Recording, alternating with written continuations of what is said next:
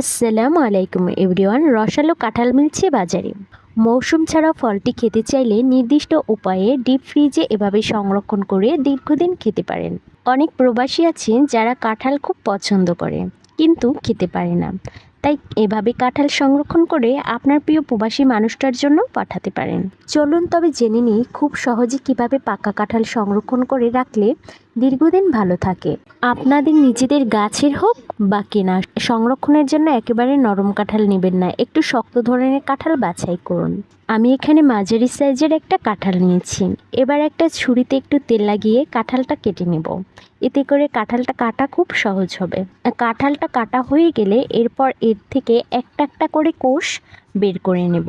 যদিও কাঁঠালটা খুবই নরম ছিল, তবুও কিভাবে ডিপ ফ্রিজে দীর্ঘদিন সংরক্ষণ করলে পাকা কাঁঠাল ভালো থাকে তাই আজকে আপনাদের সাথে শেয়ার করব। আপনারা অবশ্যই একটু শক্ত ধরনের কাঁঠাল বাছাই করবেন, তাতে স্বাদ ও গন্ধ দুটোই ঠিক থাকবে এবং কাঁঠালটাও দীর্ঘদিন ভালো থাকবে। এবার আমি একটা একটা করে কোষ ছাড়িয়ে নিয়েছি। যদিও কাঁঠালটা একটু নরম ছিল কিন্তু খেতে খুবই মিষ্টি এবং দেখতেও বেশ দারুণ ছিল। প্রথমে নর্মাল টেম্পারেচারে সংরক্ষণের জন্য একটু শক্ত কাঁঠালগুলো বাছাই করে নিচ্ছিলাম। আর এক্ষেত্রে অবশ্যই হাতের ব্যবহার না করে চামচের ব্যবহার করবেন, তাহলে কাঁঠালটা দীর্ঘদিন ভালো থাকবে আর ফ্রিজ থেকে কাঁঠালটা বের হওয়ার পর পানি হয়ে যাবে না।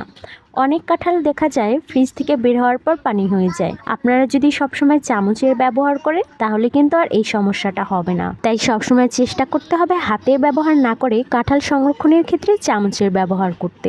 এবার একটা এয়ারটাইট বক্সে পেপার টাওয়েল বিছিয়ে চামচের সাহায্যে এর মধ্যে একটা একটা করে কাঁঠালের কোষ রাখতে হবে।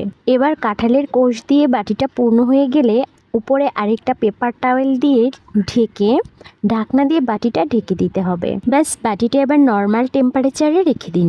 নর্মাল টেম্পারেচারে রেখে এভাবে অনায়াসে 6 থেকে 7 দিন কাঁঠাল খাওয়া যাবে। এবার ডিপ ফ্রিজে সংরক্ষণের জন্য যতটুকু কাঁঠাল সংরক্ষণ করব সেই পরিমাণ কাঁঠালের কোষ নিয়ে নিয়েছি। ডিপ ফ্রিজে কাঁঠাল সংরক্ষণ করতে চাইলে এক্ষেত্রে অবশ্যই কাঁঠালের কোষ থেকে কাঁঠালের বীজগুলো ছাড়িয়ে নিতে হবে। আর এই জন্য অবশ্যই হাতের ব্যবহার করতে হবে। তো হাত দিয়ে একটা একটা করে কাঁঠালের বীজগুলো ছাড়িয়ে নিতে হবে। এবার প্লেটে একটা একটা করে কাঁঠাল লাইন ধরে রাখতে হবে, একটার উপরে আরেকটা রাখা যাবে না। এভাবে একটা একটা করে লাইন দিয়ে সাজিয়ে রাখলে বের করার সময় সুবিধা হবে।